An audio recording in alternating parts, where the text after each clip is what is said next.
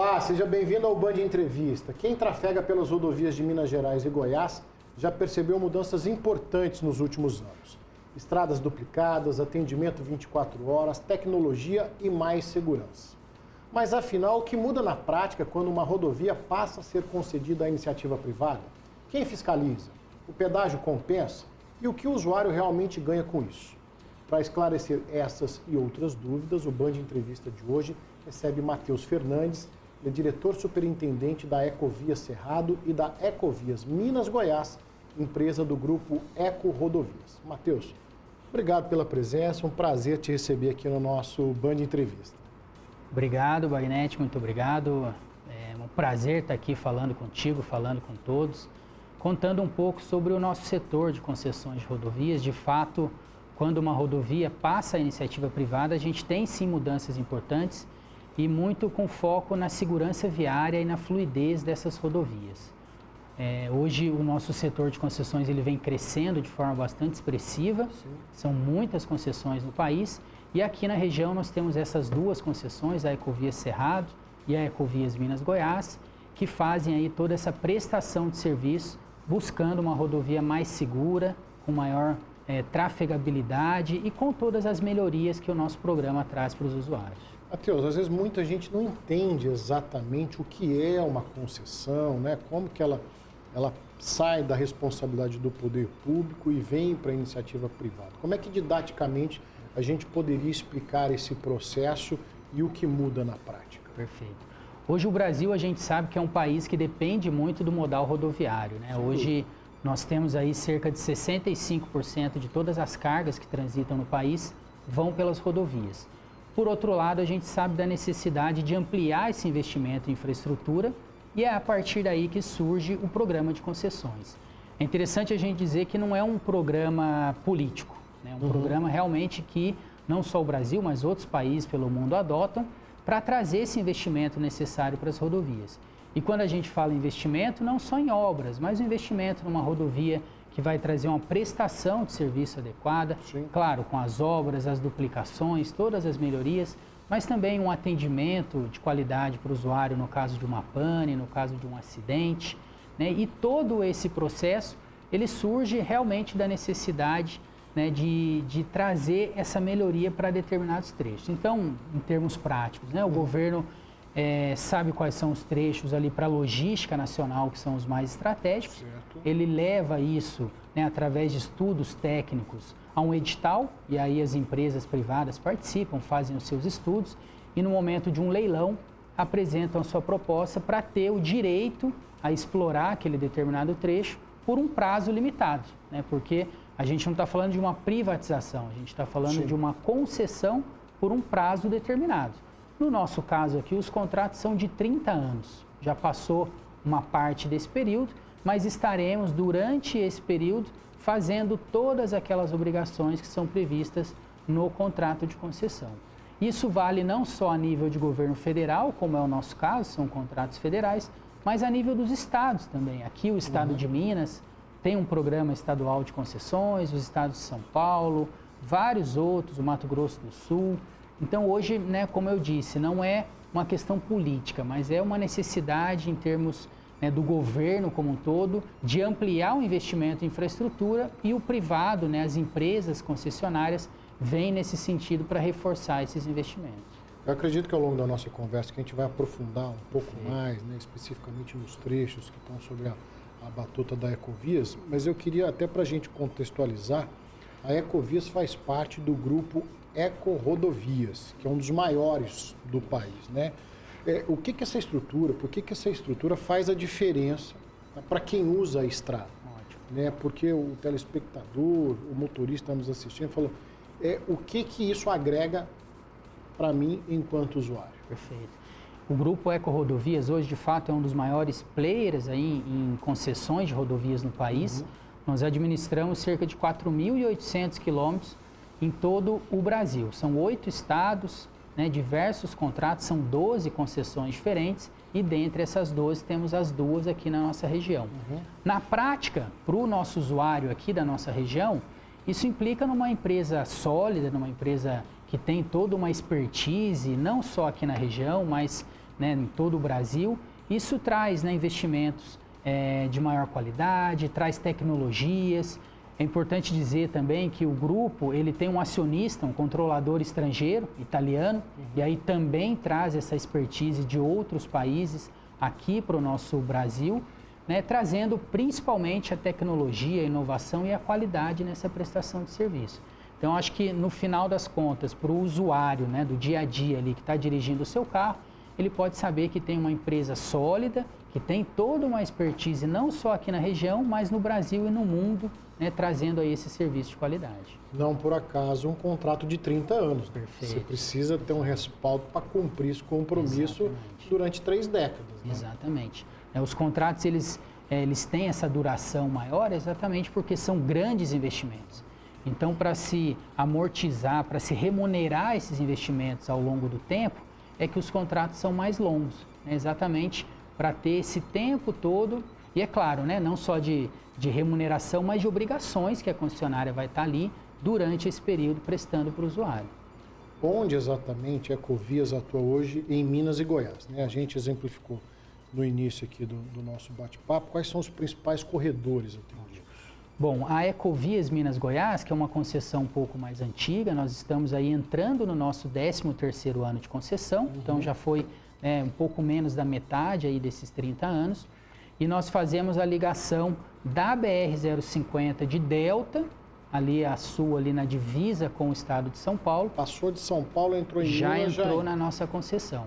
Passa por Uberaba, aqui em Uberlândia, Araguari, e vai até Cristalina, lá no estado do Goiás. Então, são 436 quilômetros que nós administramos. Nesses 436 tem toda, né, esse aparato de serviços que são oferecidos, os guinchos, as ambulâncias, as obras. Então, esse é o escopo da Ecovias Minas Goiás. Por coincidência, nós temos a Ecovias Cerrado, que tem uma extensão muito parecida e passa também pelos estados de Minas e Goiás. A Ecovias Cerrado administra 437 quilômetros, então a diferencinha é muito pequena, começando aqui em Uberlândia, ligando a 365 até lá em São Simão, na divisa com Goiás, e entra mais um pouco no estado de Goiás até Jataí. Então, são aí, no total, são 20 municípios, somando as duas concessões que a gente passa, aqui nos estados de Minas Gerais e Goiás. Me corrija se eu estiver errado, Uberlândia, sentido Monte Alegre. Monte Alegre, Tuiutaba, vai a Santa Vitória, chegando até lá em São Simão, já em Goiás. Então, se a gente somar as duas, praticamente quase 900. Quase 900. 900 quilômetros. 870 quilômetros de rodovia. Aí, então, abrangendo o estado de Minas e de Goiás, né? No dia a dia, né, o motorista, o usuário, ele percebe câmeras de segurança, radares, pesagem em movimento, que é uma nova tecnologia que chegou recentemente. Como que isso transforma o tráfego nessas rodovias? A gente está falando, eu queria que você me explicasse isso também, porque a gente está falando de um dos principais eixos do Brasil. Sem dúvida. Comumente a gente fala que está no coração do Brasil. Então eu queria entender essas tecnologias, que é visual para quem passa, mas eu imagino que tem uma estrutura muito maior por detrás. Perfeito. Os contratos, eles trazem, né, toda esse rol de obrigações, dentre as quais se incluem as câmeras, essa parte de tecnologia, mas é importante começar dizendo nesse sentido, né, que lá naquele momento que eu mencionei que o governo decidiu levar um trecho à iniciativa privada por meio de um programa de concessões, naquele momento ele estabeleceu as obrigações. Então é lá, dentro de um contrato de concessão, um documento jurídico assinado entre as partes, que vão ter lá as obrigações de câmeras, de ambulâncias, as obras que precisam ser feitas, tudo isso fica muito bem estabelecido. Até para ter uma clareza durante os 30 anos, né? O que tem que ser feito pela concessionária, aonde que a agência reguladora e o poder concedente vão cobrar. Então, esse detalhamento ele já parte dentro desse escopo do contrato de concessão. Na prática, a concessionária entrou, ganhou o leilão, começou e fez a implantação de toda essa infraestrutura voltada aí para o acompanhamento e o monitoramento do tráfego. Então, hoje, nós temos aqui nessas duas concessões um centro de controle operacional, que a gente costuma dizer que é a inteligência da operação da rodovia. Né? Fica na nossa sede aqui administrativa em Uberlândia, onde tem gente 24 horas por dia acompanhando o tráfego, recebendo ligações de usuários, fazendo o direcionamento de recursos. Então, tem de fato uma inteligência por trás de tudo isso que a gente vê na rodovia. Não é somente uma câmera que está ali fazendo o monitoramento, é um operador que está fazendo acompanhamento, que está direcionando os recursos para que os usuários tenham um serviço de qualidade lá na ponta, né? Isso que a gente espera no final do dia. E como você bem disse, isso já previsto lá no edital de licitação, Exatamente. lá no contrato do início da concessão, para que se desenvolva no decorrer dos 30 anos. Perfeito. Dos contratos de 30 anos. Até para a gente ilustrar, eu gostaria que você me explicasse o seguinte. A própria duplicação da rodovia, ela faz parte desse escopo da concessão? Porque nós temos em outras regiões do estado, né, por outras concessionárias, rodovias que foram entregues à iniciativa privada, teve o processo de concessão, mas são pista dupla, né? E a gente que lida com o jornalismo diário aqui, então, por exemplo, quando acontece um episódio, um evento, um acidente, fala, é uma rodovia pedagiada, mas ela é simples. Não é o caso. Os 2 trechos que a gente está falando aqui no nosso bate-papo são rodovias duplicadas, mas isso inclui, está previsto também? Sim. Isso faz parte das obrigações e é um ponto bastante interessante porque as pessoas fazem essa vinculação direta, né? Que uma rodovia concedida, ela precisa ser duplicada. Sim. O ideal seria que fosse, de fato, quanto melhor a infraestrutura, mais ampla a infraestrutura, melhor é ali para o usuário. Mas a gente precisa entender também que tem uma equação financeira ali entre tarifa e obrigações que precisa ser muito bem equilibrada. No nosso caso aqui específico, a BR-050 hoje, depois a gente pode até detalhar um pouco mais esses números, mas a gente lida ali diariamente em torno de 70 mil veículos. É a média que passa, né, em toda a nossa concessão. Quando a gente vai para o outro trecho, na BR-365, que é a Ecovia Cerrado, esse número cai ali para algo em torno de 39 mil. Então, será que faz sentido exigir as mesmas obrigações em rodovias que têm um perfil totalmente diferente? E isso acontece na prática. Hoje a BR-050 ela é 100% duplicada, de Delta até lá em Cristalina, né? Mais recentemente a gente até concluiu uma última duplicação em Catalão. Já no outro trecho, que tem uma solicitação, um volume de tráfego menor, a duplicação ela é parcial, ela não é em toda a extensão do trecho. Nós temos alguns segmentos lá no final do trecho em Goiás que passam cerca de 2.000 veículos, vamos arredondar assim. Enquanto tem outros que passam quase 20 mil veículos. Então, é uma discrepância muito grande. E aí, do ponto de vista de engenharia, a gente usa um conceito que é o conceito do nível de serviço, né? Tem alguns trechos que se você está ali em pista simples, você não consegue fazer uma ultrapassagem, tem muito caminhão, a velocidade é muito reduzida, a gente diz que esse trecho está com um nível de serviço comprometido. Entendi. E aí, provavelmente, é um trecho que demanda uma duplicação. A partir do momento que o fluxo de tráfegos é menor, o nível de serviço ele já vai estar um pouco mais adequado. E aí, tecnicamente, né, da ótica de engenharia, uma duplicação não seria obrigatória. Às vezes, uma terceira faixa, uma melhoria pontual, e sempre pensando naquele equilíbrio da tarifa. Porque se a gente coloca para a concessionária muita obrigação, do outro lado a tarifa vai ter que ser cada vez mais alta, cobrada do usuário. E é importante ter também essa modicidade tarifária, né? Ter uma tarifa equilibrada, uma proporcionalidade adequada ali para o usuário.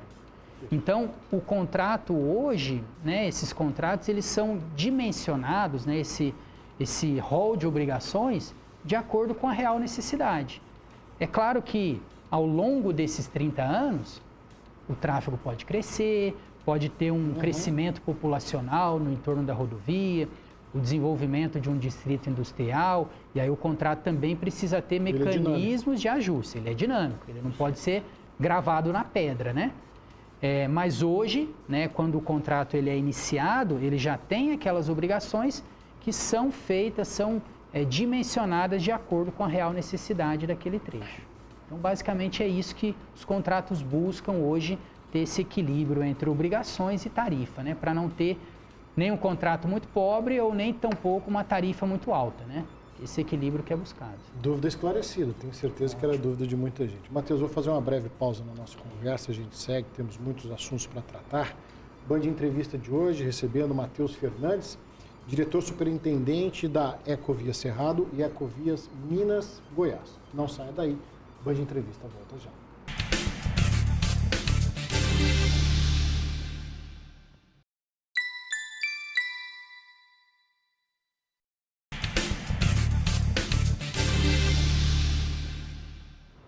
Band Entrevista de volta, hoje recebendo Matheus Fernandes, diretor superintendente da Ecovias do Cerrado e Ecovias Minas Goiás. Matheus, mais uma vez, obrigado pela sua presença, importante, muito esclarecedor esse nosso bate-papo.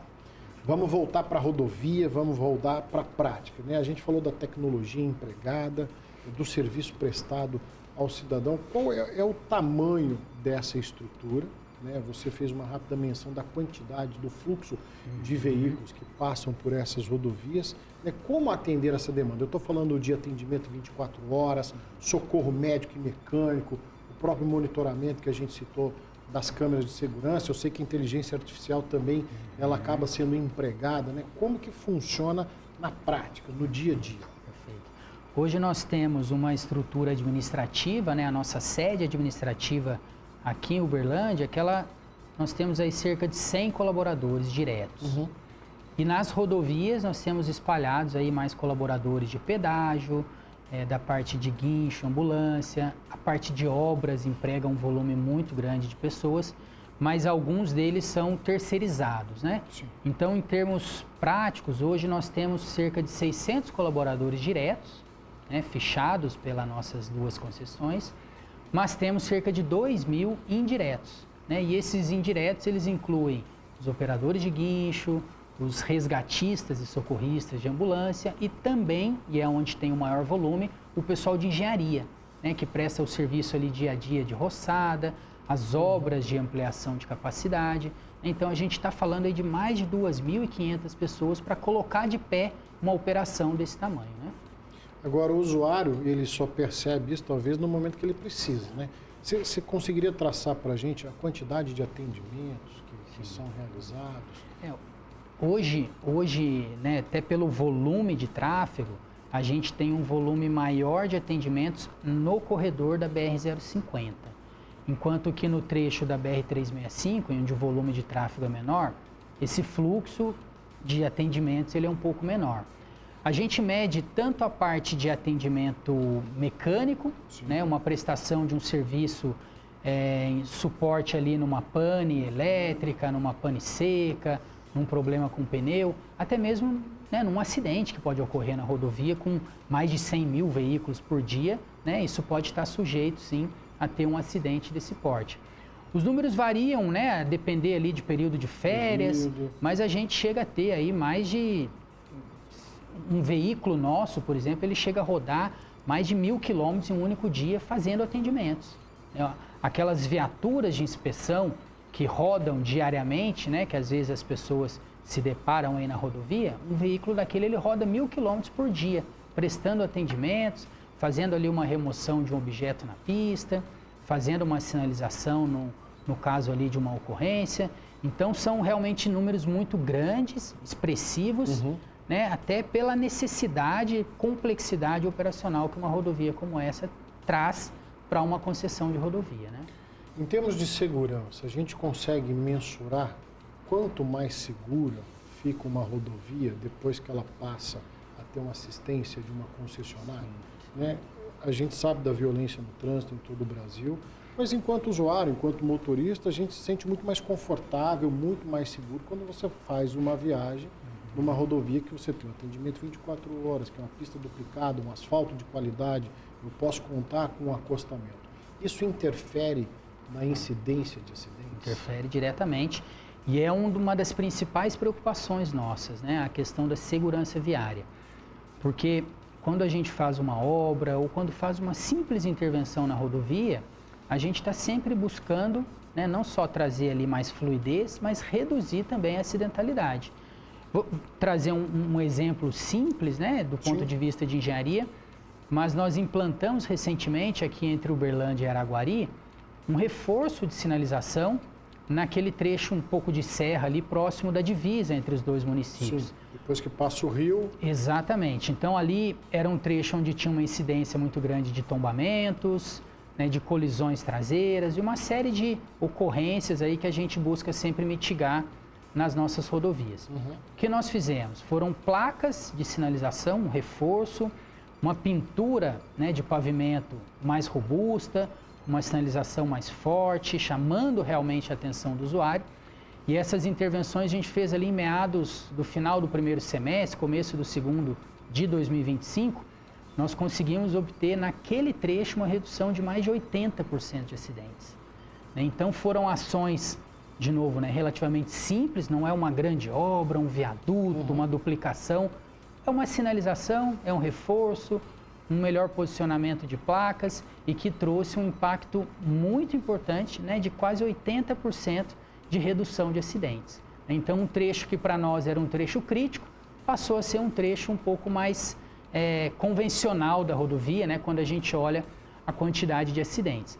Então, isso acho que é importante a gente frisar, né? Muitas das nossas ações, ou grande parte das nossas ações em campo, elas têm o foco de redução dos acidentes, né? Isso a gente vem ano a ano colhendo os acidentes. Um número aqui para a gente até ter uma ideia, né? No último ano de 2025, nós tivemos na BR-050, que é um fluxo maior, né, uma redução de acidentes em todo o trecho, mesmo com o aumento do tráfego. Olha só. Então, o tráfego cresceu aí na casa de 5% a 6% de um ano para o outro e a quantidade de acidentes reduziu, né, sensivelmente, foi quase que igual, assim, mas ficou 0 a 0, vamos dizer, mas frente a um aumento de 5% a 6% no tráfego, né? Então, o tráfego cresce, mas ainda assim a gente vem conseguindo reduzir os acidentes. E aí, principalmente, a gente olha também os acidentes mais graves, né? Os acidentes que, infelizmente, podem envolver um óbito, né? Tirar uma vida ali. A gente sabe que a rodovia tem essa complexidade também. Mas na mesma BR-050, ao longo de toda a concessão, a gente teve uma redução no último ano de 10% nos acidentes com vítimas graves ou fatais, né? Claro que a gente não quer ter nenhuma vítima fatal, a gente trabalha para isso. Mas ver de um ano para o outro uma redução de 10% é uma redução muito expressiva, né? E a gente vem trabalhando para cada ano reduzir esse número ainda mais. Matheus, agora uma dúvida que é comum do telespectador, de nós usuários, motoristas, não tem como deixar de falar, é justamente a tarifa do pedágio.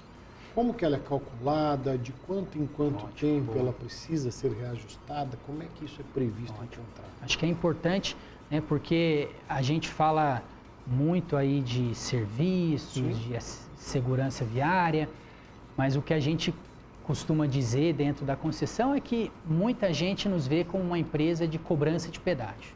O pedágio está lá, ele precisa ter para sustentar toda essa estrutura, esses investimentos que a gente vem falando, mas é importante também dizer que ele não é de livre-arbítrio da concessionária. Não é o Matheus, não é ninguém da minha equipe que escolhe quanto que vai ser cobrado do usuário.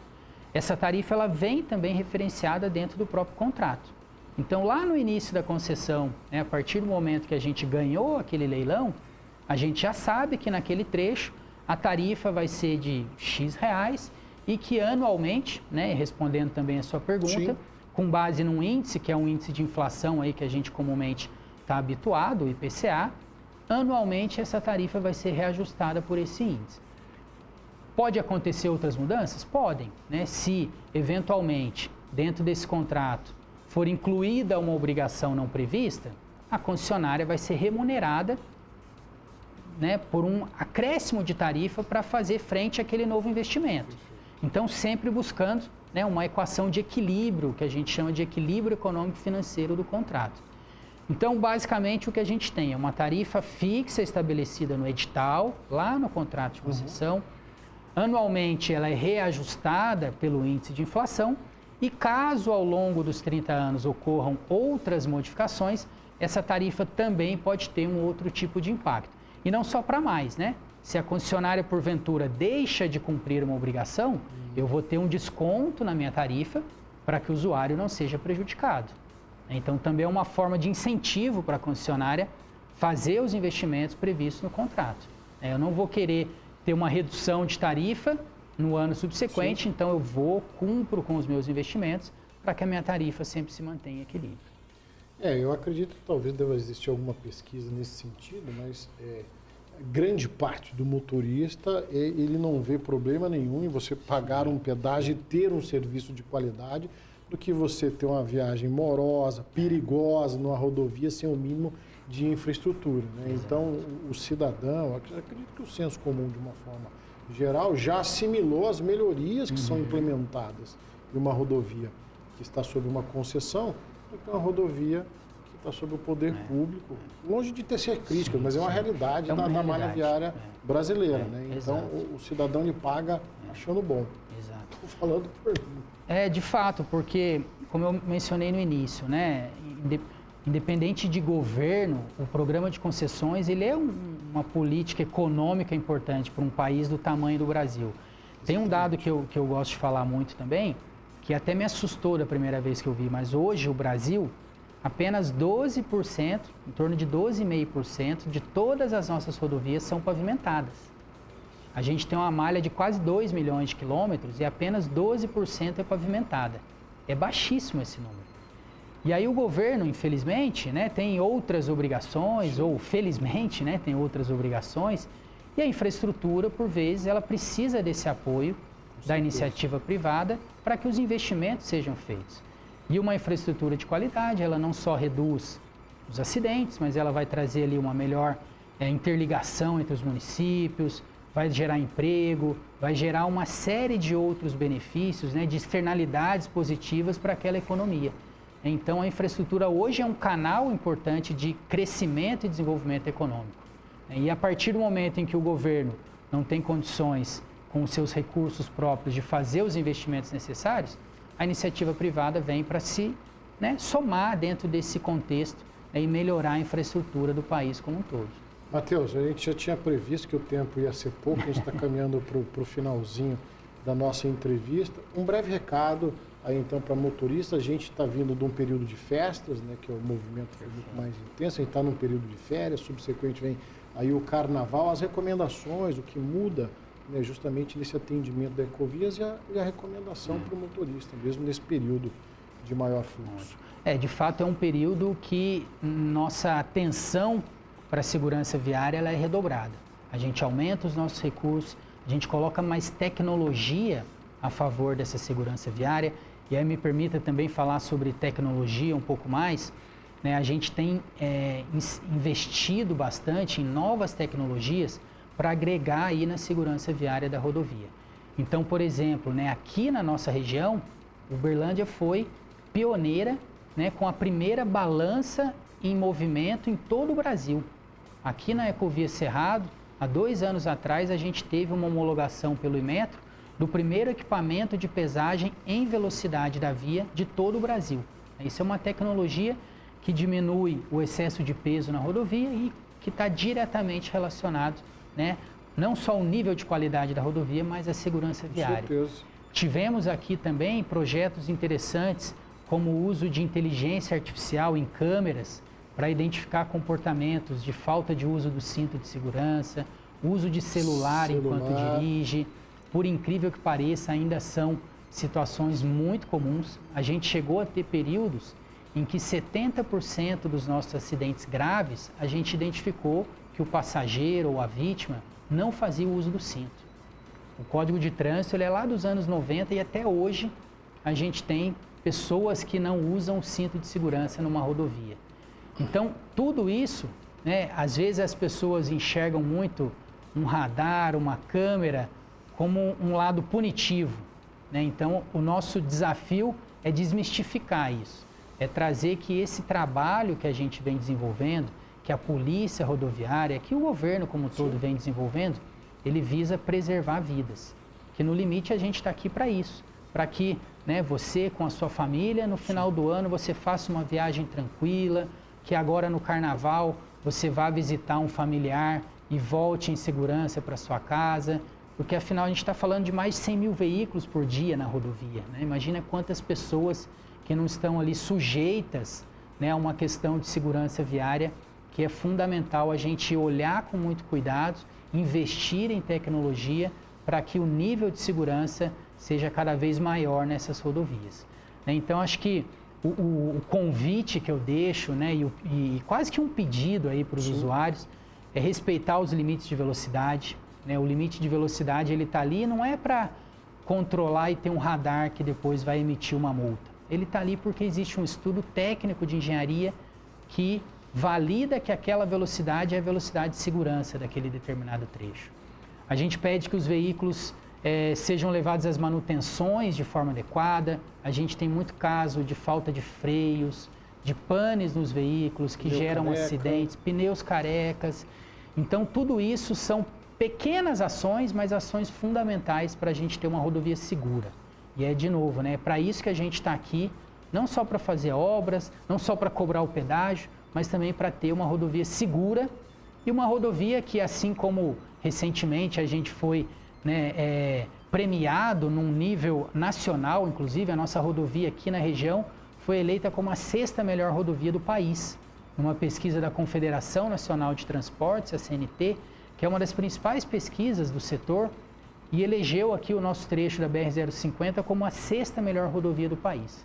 E para nós é um motivo de muito orgulho, né? Tudo isso que a gente comentou hoje aqui está trazendo de fato a qualidade esperada e a gente está vendo lá na ponta o usuário satisfeito com o nosso serviço. Matheus, já renovo o convite para um próximo bate-papo, uma próxima entrevista aqui. Em nome do Grupo Bandeirantes, da Band Triângulo, quero agradecer a sua presença no nosso programa de hoje. Obrigado. Nós que agradecemos, né, e é um prazer estar aqui podendo falar um pouco aí, né, sobre as nossas rodovias e esse serviço que a gente faz aí com todo cuidado para os usuários. Até a próxima. Matheus Fernandes, nosso diretor superintendente da Ecovias do Cerrado e Ecovias Minas Goiás. A você que for conosco até agora, nosso muito obrigado. Até o próximo Band Entrevista.